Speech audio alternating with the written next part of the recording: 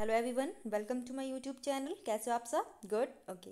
तो आज जो मैं आपके सामने एक वीडियो लेके आई हूँ वो हमारी न्यू एजुकेशन पॉलिसी 2020 के ऊपर बेस्ड होने वाली है। तो इस वीडियो में हम लोग बात करेंगे कि जो हमारी कल एमएचआरडी मिनिस्ट्री ने न्यू एजुकेशन पॉलिसी को लॉन्च किया था, तो उसके वैसे तो ये पॉलिसी बहुत ज़्यादा लंबी है, तो पूरा पढ़ने की ज़रूरत नहीं है। जस्ट इसमें आपके लिए मैं हाइलाइट्स लेके आई हूँ जो कि हमारा हायर एजुकेशन के लिए या एंटी नेट एग्ज़ाम के लिए काफ़ी इंपॉर्टेंट है, और कुछ जो हमारे स्कूल लेवल में जो चेंजेस हुए हैं वो भी इसमें हम डिस्कस करने वाले हैं। ठीक है, तो वीडियो को एंड तक देखते रहिए और मेरे चैनल को ज़रूर सब्सक्राइब कर दीजिए जी। देखिए, तो इसमें हम क्या देखने वाले हैं कि कल जो हमारी एजुकेशन पॉलिसी थी, दैट इज़ वेडनेसडे को, तो उसे कैबिनेट ने, यूनियन कैबिनेट ने वेडनेसडे को अप्रूवल दे दिया। ठीक है, तो इसमें एक तो सबसे बड़ा मेजर जो डिसीजन लिया गया था कैबिनेट ने, तो इसमें जो हमारा एमएचआरडी है, that is ministry of human resource development, तो इसका नाम चेंज करके रख दिया है द मिनिस्ट्री ऑफ एजुकेशन। ठीक है, तो एक तो ये क्वेश्चन यहाँ से आप देख लीजिए कि ये काफ़ी इंपॉर्टेंट रहने वाला है। ठीक है, the cabinet meeting is chaired by the prime minister mister Narendra Modi and minister Prakash Javadekar, HRD and Ramesh Pokhriyal Nishank ji. ठीक है, तो इन्होंने इसे क्या किया था, इस मीटिंग को चेयर किया था। ठीक है, तो इससे पहले जो हमारे प्राइम मिनिस्टर नरेंद्र मोदी जी हैं, तो उन्होंने 1 मई को ही इस जो एजुकेशन पॉलिसी को है उसे रिव्यू किया था उन्होंने। ठीक है, जो कि एक ड्राफ्ट था जिसे कि हमारे एक्सपर्ट्स के पैनल ने प्रिपेयर किया था, जिसमें कि हमारे former Indian space research organisation that is ISRO के चीफ थे के कस्तूरी रंजन। ठीक है, तो वो ड्राफ्ट उन्होंने बनाया था, तो नरेंद्र मोदी जी ने उन्हें 1 मई को रिव्यू किया था। क्लियर है? The new education policy 2020 AIIMS. ठीक है, तो इसका एम क्या है, क्यों बनाई गई है न्यू एजुकेशन पॉलिसी?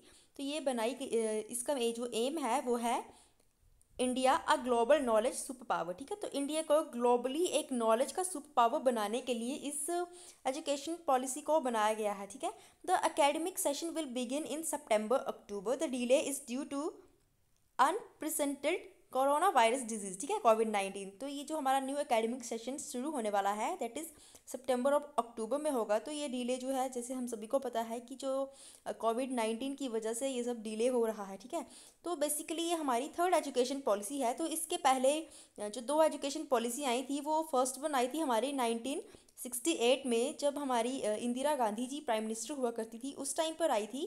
और उसके बाद सेकंड हमारी एजुकेशन पॉलिसी आई थी 1986 में, जब राजीव गांधी जी हमारे प्रधानमंत्री हुआ करते थे।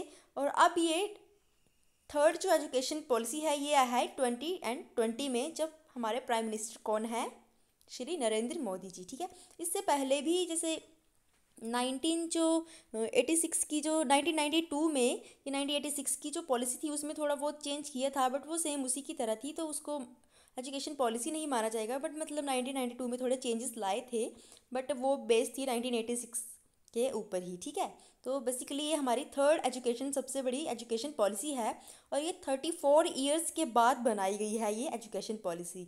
ठीक है, क्लियर है जी? तो अब इसमें मेजर रिफॉर्म्स क्या किए गए हैं हायर एजुकेशन के सेक्टर में। सबसे पहले मैं आपको हायर एजुकेशन का बता देती हूँ, उसके बाद स्कूल लेवल का भी बात करेंगे। ठीक है, तो present education policy was adopted in 1986 which have been continued till that, that is for last 34 years. ठीक है, तो मैंने आपको बताया कि ये 1986 की पॉलिसी थी हमारी, जो हम लोगों ने अडॉप्ट की है, और ये 34 ईयर्स से वैसे ही चल रही थी। ठीक है, तो अब इसे चेंज किया गया है। The country got the education policy after 34 years. ठीक है, तो कंट्री को 34 ईयर्स के बाद नई एजुकेशन पॉलिसी मिल गई। ठीक है, जैसे कि मैंने आपको बताया कि मिनिस्टर ने अप्रूव किया है कि जो ह्यूमन रिसोर्स जो एमएचआरडी का नाम है उसका नाम चेंज करके मिनिस्ट्री ऑफ एजुकेशन रख दिया जाएगा। ठीक है, तो जो हमारे कोठारी कमीशन है ना, तो कोठारी कमीशन में एक बात कही गई थी कि जो, ठीक है, जो 1964 में कोठारी कमीशन ने कुछ रेकमेंड किया था, उन्होंने रेकमेंड किया था कि 6% जो जीडीपी है वो हमारी एजुकेशन के ऊपर हमें खर्च करना चाहिए, तभी जो है वो देश उन्नति कर सकता है, देश का विकास हो सकता है। ठीक है, तभी हम लोग डेवलप हो सकते हैं। तो वैसा हो नहीं पाया था। जब बेसिकली जो माना जाता है कि जो हमारा पब्लिक एक्सपेंडिचर एजुकेशन में होता है इंडिया में, 2017 एंड 80 की रिपोर्ट है, तो इसमें 1.7% ऑफ जीडीपी ही यूज़ हो पाता है इन एजुकेशन सेक्टर, जो कि उन्होंने रेकमेंड किया था 6% ऑफ जीडीपी। अदर्स कंट्रीज भी बहुत ज़्यादा इसके ऊपर खर्च करते हैं हमारी एजुकेशन के ऊपर, क्योंकि जब तक देश का एजुकेशन सिस्टम बेस्ट नहीं रहेगा, बेटर नहीं होगा, तब तक जो हमारा देश है वो प्रगति नहीं कर सकता, उन्नति नहीं कर सकता। ठीक है, तो अब इसमें मैक्सिमम जो है वो 6% को बढ़ावा देने की कोशिश की है। 6% ऑफ जीडीपी इसमें खर्च किया जाएगा। ठीक है, ओके। तो देखिए ये तो हो गया, नाम भी चेंज। ठीक है, उसके बाद है दैट इसका मेन जो मकसद है बनाने का, तो इसका मकसद है हमारे एजुकेशन सिस्टम को हाई क्वालिटी का बनाना। ठीक है, और ग्लोबल नॉलेज का सुपर पावर बनाना इंडिया को। ठीक है, तो इसका जो एम है वो है 2035 में ग्रोस 50% से ज़्यादा एनरोलमेंट करवाना हायर एजुकेशन में। क्लियर। उसके बाद है holistic and multi disciplinary education, flexibility of subjects. ठीक है, तो आप बहुत सारे सब्जेक्ट्स को एक साथ ले सकते हो इसमें। ठीक है, मैं आपको ये भी बता देती हूँ। देखिए मल्टीपल एंट्री एंड एग्जिट। अब क्या है कि जो एंट्री और एग्जिट है ना, तो वो इजी हो गया। देखिए पहले क्या होता था कि जैसे कॉलेज लेवल में हमने फर्स्ट ईयर फॉर एग्जांपल किसी कोई बच्चा है, कोई फाइनेंशियल दिक्कत की वजह से या किसी भी कारणवश, ठीक है, तो उसको फॉर एग्जांपल उसको अपने फर्स्ट ईयर को कंप्लीट करने के बाद ही अपनी पढ़ाई जो है वो छोड़नी पड़ी, तो फिर उसको उस चीज़ की डिग्री नहीं मिलती थी। ठीक है, उसको उस चीज़ का कोई सर्टिफिकेट नहीं मिलता कि सेकंड ईयर में आप छोड़ रहे हो, थर्ड ईयर में छोड़ रहे हो। ठीक है, तो उस चीज़ का आपको कोई डिग्री नहीं मिलती थी। अब जो ये न्यू एजुकेशन पॉलिसी आई है, इसमें इसका फ़ायदा ये है कि अगर कोई फर्स्ट ईयर में, ठीक है, जो अगर फर्स्ट ईयर में अगर कोई छोड़ देता है अपनी पढ़ाई को बीच में ही, ठीक है, तो उसको क्या मिलेगा, उसको वहाँ पे मिल जाएगा सर्टिफिकेट कोर्स। ठीक है, फर्स्ट ईयर में अपनी पढ़ाई को बीच में छोड़ने के लिए उसको मिलेगा सर्टिफिकेट कोर्स। अगर वो 2 साल के बाद अपनी पढ़ाई को छोड़ते हैं, ठीक है, अगर वो सेकेंड ईयर में छोड़ते हैं तो उन्हें मिलेगा डिप्लोमा सर्टिफिकेट। ठीक है, डिप्लोमा का सर्टिफिकेट मिल जाएगा। अगर वो 3 ईयर्स के बाद अपनी पढ़ाई छोड़ते हैं तो उन्हें बैचलर डिग्री मिल जाएगी। क्लियर है। ठीक है, हाँ जी। तो देखिए उसके बाद क्या है इसके, ये हो गया। देन ये तो जैसे मैंने आपको बताया कि यूजी प्रोग्राम 3 to 4 ईयर्स का है, और जो पोस्ट ग्रेजुएशन प्रोग्राम है वो फर्स्ट 1 और 2 ईयर्स का है। क्लियर। देन यूजीसी और, हाँ जी, उसके बाद देखिए जो हमारा यूजीसी है और एआईसीटीई है, ठीक है, जो ऑल इंडिया टीचर काउंसिल, ठीक है, वो है, तो वो उसको हमारे जो हायर एजुकेशन के लिए एक सिंगल रेगुलेटर हमारा बन गया है, दैट इज़ HECI। ठीक है, ठीक है। The professional council such as the Indian council agriculture research, veterinary council of India, national council for teacher of education, council of architecture, national council for vocational education and training etcetera. तो ये सब जो भी हैं तो इन्हें हम लोग एक प्रोफेशनल स्टैंडर्ड सेटिंग बॉडीज़ की तरह काम करेंगे ये। ठीक है। Universities to be name not on the basis of the ownership. ठीक है, जो यूनिवर्सिटी जो है वो ऑनरशिप के नाम से नहीं, ठीक है, वो उनके नाम से नहीं नेम की जाएंगी, बल्कि एजुकेशन की क्वालिटी के ऊपर डिपेंड करेंगी। ठीक है, तो देखिए अब यहाँ पे क्या है कि जैसे मैंने आपको बताया कि अंडर ग्रेजुएट डिग्री जो है वो भी 3 और 4 ईयर्स की हो जाएगी। 3 ईयर्स में तो मैंने आपको बता दी कि अगर यहाँ पे इजी एंट्री और एग्जिट भी है, फर्स्ट ईयर में छोड़ देते हो तो उसे सर्टिफिकेट कोर्स कहा जाएगा, सेकंड ईयर में छोड़ते हो डिप्लोमा कोर्स, अगर आप फाइनल में छोड़ते हो दैट इज़ बैचलर डिग्री मिल जाएगी आपको। ठीक है, तो अगर आप फोर्थ ईयर में भी करते हो तो फोर्थ ईयर में क्या है कि यहाँ पे फिर आपको रिसर्च करनी पड़ेगी।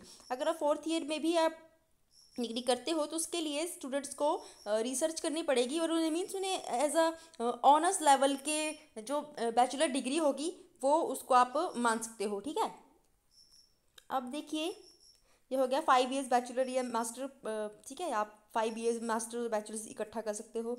अब यहाँ पे क्या है कि एमफिल टू बी डिसकंटिन्यूड। अब जो एमफिल है वो ख़त्म कर दिया एमफिल का कॉन्सेप्ट यहाँ से। ठीक है, पहले जो था वो एमफिल करना पड़ता था स्टूडेंट्स को। ठीक है, मास्टर्स करो आप, फिर एमफिल करो, फिर उसके बाद पीएचडी करो। ठीक है, तो अब क्या है कि अब आप पीएचडी या फिर यूजीसी नेट कर लो, या उसके बाद पीएचडी आप आराम से कर सकते हो। अब एमफिल को जो है यहाँ से हटा दिया गया है। ठीक है, अब ये है credit transfer and academic bank of credits, that is ABC।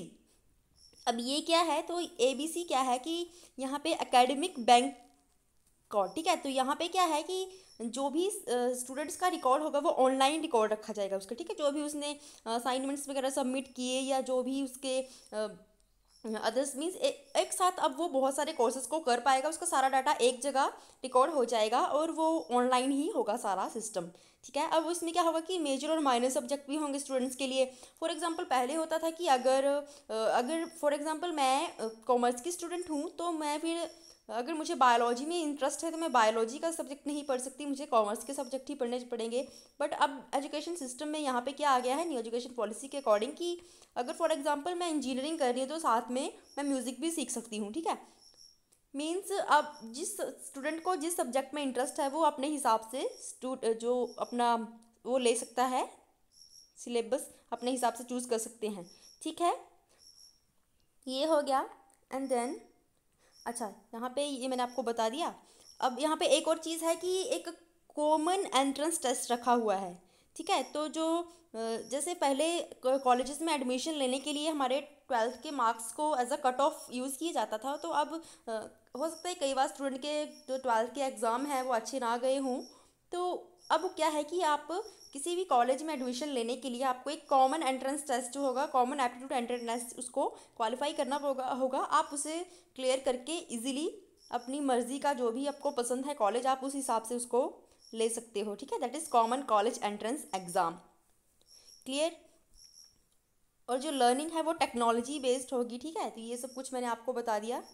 चलिए, अब जो न्यू एजुकेशन पॉलिसी है दैट इज़ स्कूल एजुकेशन के लिए, तो यहाँ पे क्या है कि board exam will be low stakes and test actual knowledge instead of rote learning. तो जो बोर्ड एग्जाम होते थे ना, तो वहाँ पे नॉलेज की जगह पे वहाँ पे रूट लर्निंग को ज़्यादा प्रमोट किया जाता था। Mother tongue to be a medium of instruction till fifth grade. अब क्या है कि स्टूडेंट को फिफ्थ ग्रेड तक वो अपनी जो उसकी लोकल लैंग्वेज है, जो मातृभाषा है, उसमें वो पढ़ सकता है। फॉर एग्जांपल अगर फिफ्थ तक बच्चे को गुजराती में पढ़ाना है, मराठी में पढ़ाना है, ठीक है, जिस भी लैंग्वेज में आप उसकी लोकल लैंग्वेज में आप स्टूडेंट पढ़ सकता है फिफ्थ क्लास तक। उसके बाद है report cards will be comprehensive report on skills capability instead of just marks and statement. अब उसका क्या है कि रिपोर्ट कार्ड जो मिलेंगे तो वहाँ पे स्टूडेंट की पूरी स्किल्स और उसकी कैपेबिलिटीज़ को देखा जाएगा। उसमें स्टूडेंट खुद भी अपने खुद को एसेस करेगा और खुद को अंक देगा। जो टीचर होंगे वो भी उसको वैल्यू देंगे, और जो स्टूडेंट्स उसके साथ उसके सहपाठी पढ़ रहे हैं वो भी उसको जो है वो अंक देंगे। तो उस हिसाब से उसका पूरा ग्रेड कार्ड बनेगा। उसको 360 जो 360 ग्रेड कार्ड है वैसे भी उसको वो भी बोलते हैं। National mission to focus on basic literacy and basic numeracy. Major changes in the pedagogical structure of curriculum with no rigid separation between streams. अब यहाँ पे क्या है कि स्ट्रीम्स वाला सिस्टम यहाँ पे इन्होंने ख़त्म कर दिया। क्या कर दिया कि जैसे पहले होता था ना कि स्ट्रीम आप रख लेते थे कि कॉमर्स स्ट्रीम के हैं, या पहले 3 ही स्ट्रीम होते थे कि कॉमर्स में या फिर साइंस में या फिर आर्ट्स या ह्यूमैनिटीज़ में स्टूडेंट होगा। बट अब यहाँ पे अगर कॉमर्स स्टूडेंट्स को जो है वो अकाउंट्स के साथ उसको बायोलॉजी पढ़ना है तो वो भी पढ़ सकता है। बट उसके लिए ये है कि कुछ उसमें एक ग्रुप्स बनाए होंगे सब्जेक्ट के, उस हिसाब से वो चेंज कर सकते हैं, उस हिसाब से वो चुन सकते हैं। ठीक है, मीन्स अगर आर्ट्स का स्टूडेंट बायोलॉजी पढ़ सकता है, या फिर जो साइंस का स्टूडेंट है वो म्यूज़िक पढ़ सकता है, वो हिस्ट्री पढ़ सकता है। ठीक है, मीन्स वो अब एक दूसरे से वहाँ यहाँ पे अब क्या सिस्टम, स्ट्रीम वाला सिस्टम खत्म हो गया है। ठीक है, all separation between vocational and academic curricular extra curricular will also be removed. Clear. अच्छा, यहाँ पे जो 10+2 का जो सिस्टम था ना उसको रिप्लेस कर दिया गया है 5+3+3+4।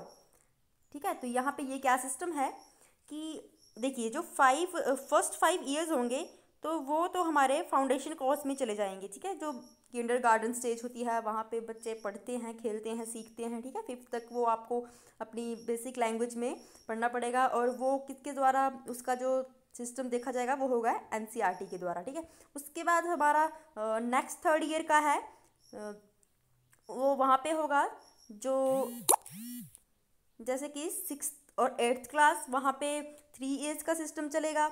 जैसे वहाँ पे मैथ, साइंस, हिस्ट्री सारे सब्जेक्ट को पढ़ाया जाएगा। और उसके बाद 9 to 12 है तो वहाँ पे जो 4 ईयर्स होंगे वहाँ पे कोई स्पेशल सब्जेक्ट में स्पेशलिटी दी जाएगी स्टूडेंट्स को। ठीक है, मीन्स वो किसी स्पेशल इसमें चलेंगे। देखिए 4 years of higher secondary gets lift of arts, commerce, science removed, students to choose what they want to choose. ठीक है, अब वो अपनी मर्जी से चूज़ कर सकते हैं according to begin from classic.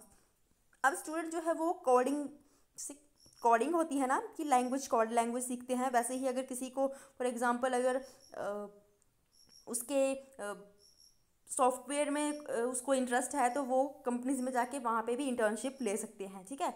So 6th class से वो शुरू हो जाएगा। Art sports would be at the same level, students will be given increase flexibility and choice of subjects to study, particularly in secondary school, including subjects in physical education and arts and crafts and vocational skills, ठीक है। वो अपनी मर्जी से students जो है वो उनको चुन सकते हैं, ठीक है। अब new national curriculum framework of ECE, school teachers and adult education, the medium of instruction till at least grade 5, preferably till grade 8 and beyond in home language, mother language and regional language, जैसे कि मैंने आपको बताया कि 5th तक उसको मतलब। अब ये क्या है, 360 degree holistic progress card of child, जैसे कि मैंने आपको बताया कि चाइल्ड की जस्ट उसका पहले अटेंडेंस देखा जाता था कि अटेंडेंस कितनी है, उस हिसाब से उसको मार्क्स दिए जाते हैं उसकी स्टडी के। अब उसका पूरा ऑल ओवर उसका ओवरऑल स्टूडेंट का चेक किया जाएगा कि वो खेलने में कैसा है, वो उसका अदर एक्टिविटीज़ करिकुलर एक्टिविटीज़ में कैसे पार्टिसिपेट कर रहा है, उसके स्टूडेंट जो साथ में पढ़ रहे हैं वो क्या विचार रखते हैं उसके बारे में, जो उसके टीचर्स हैं वो क्या विचार रखते हैं, वो खुद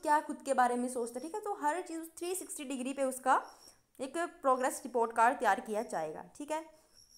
ये हो गया। And then national assessment centre भी बनाए जाएंगे।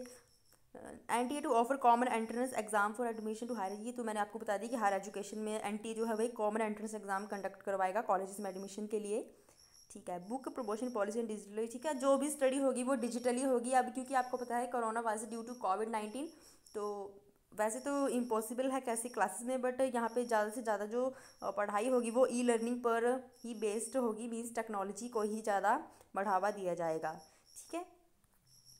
तो आई होप आपको समझ में आया होगा। So thanks for watching, bye bye, take care, मिलते हैं नेक्स्ट वीडियो में।